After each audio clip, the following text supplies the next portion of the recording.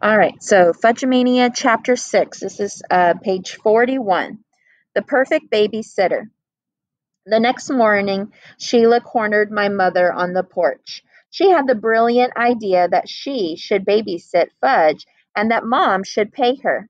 Look at it this way, Mrs. Hatcher, Sheila said, making her case. You're always worrying about him, right? You never know what he might do, and this is supposed to be your vacation. Wouldn't it be nice if you could relax? Remember the last time Sheila babysat Fudge? I told Mom. Remember how he lost his two front teeth trying to fly off the monkey bars? That was years ago, Mrs. Hatcher, Sheila said. Fudge wasn't even 3, and I took a babysitting course this year. I guarantee satisfaction. No babysitting course could prepare you for Fudge, I argued, but Mom wasn't listening to me. She said, I think you have a good point, Sheila. I would be more relaxed with someone looking after Fudge. Who ever heard of a wife babysitting her husband? I asked. Everyone knows this marriage thing is a joke, Sheila said. Everyone except you, Peter. Yeah, what about the groom? He thinks it's for real. $7 a day, Mom said to Sheila. 2 hours in the morning and 4 in the afternoon. If we need you after supper, we'll pay extra. It's a deal, Sheila said, shaking Mom's hand. Then she skipped off singing. Hi ho, it's off to work we go. What about me? I asked Mom. What am I supposed to do while she's babysitting Fudge? Why, Peter, Mom said, I thought you'd welcome the chance to have some time to yourself. Yeah, once Jimmy Fargo gets here. Well, maybe you and Sheila can watch Fudge together until Jimmy comes. Together? Yes, together. And you'll pay me too? I'm paying $7 a day, Mom said. I don't care how you split it. But Sheila wasn't interested in sharing her salary with me.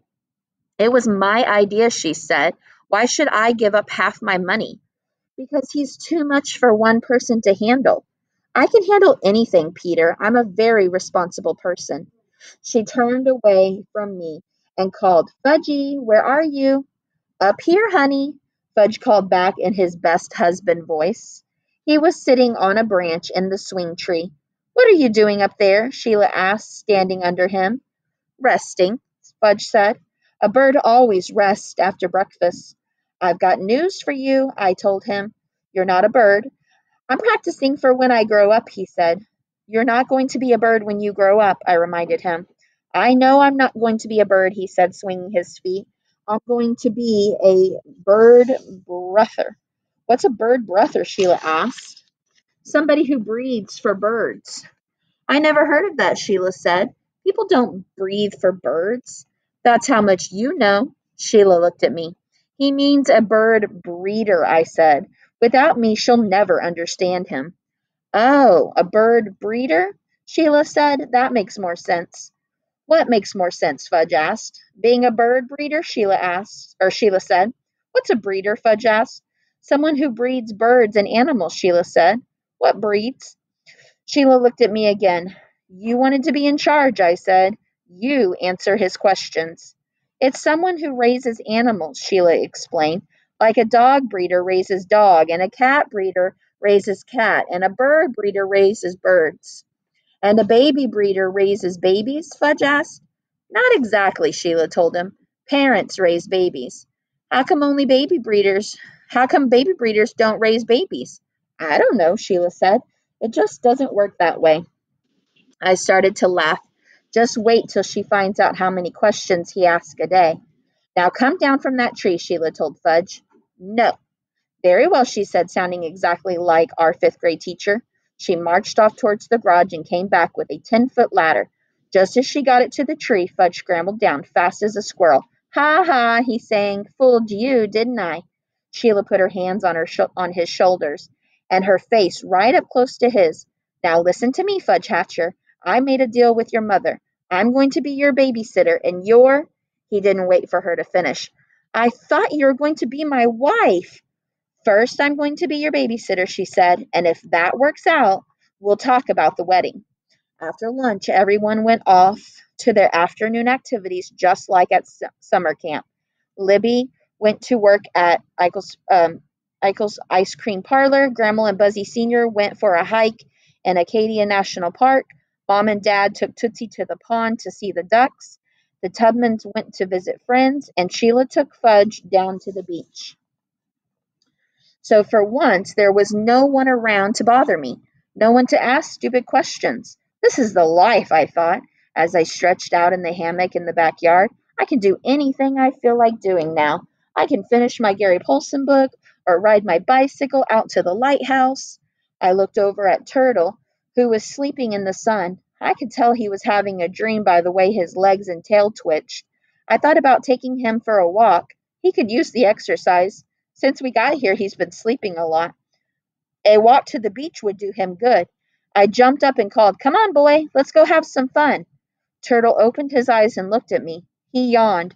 "Don't you want to go to the beach?" I asked, tugging at his collar, but he still wouldn't budge. "Okay, fine," I told him. "Just sit there." I walked away. Sure, he would follow me, but when I turned back to check, he was asleep again. Who cares, I thought. I don't need him. I don't need anyone.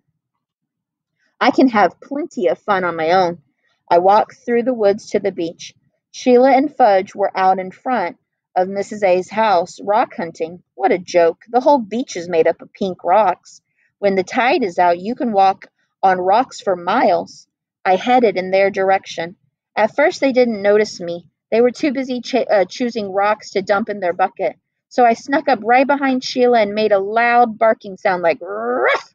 Sheila jumped about 3 feet. She was really mad when she saw it was me. "Who invited you?" she shouted. "It's a public beach," I told her. "I don't need an invitation."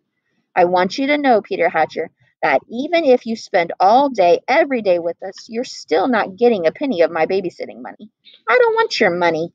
"Then what are you doing here?" she asked. "Anyone who feels like being here can be here," I told her.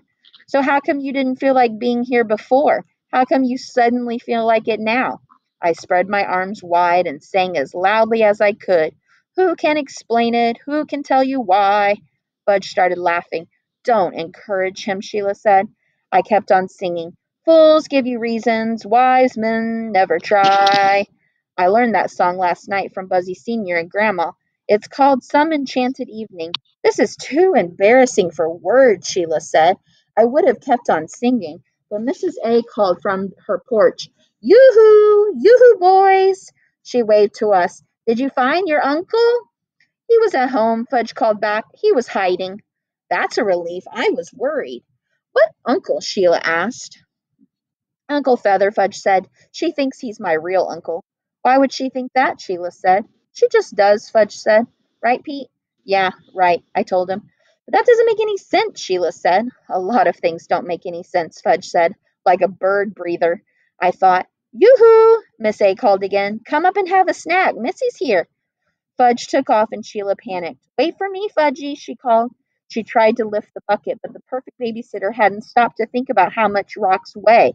"Want some help?" I asked. "I don't need your help." She dumped all the rocks out of the bucket, then turned it upside down over them.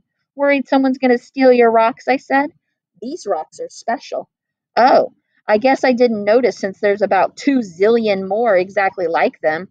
"You're hopeless, Peter, really hopeless." "That's better than what you are," I called, but I don't think she heard me. She was already running up the beach after Fudge. I followed. Now, or not that I wasn't perfectly happy on my own, but why miss out on one of Mrs. A's snacks? All right, stop there. Go ahead, put your bookmark in at chapter 7. And let me stop my recording here.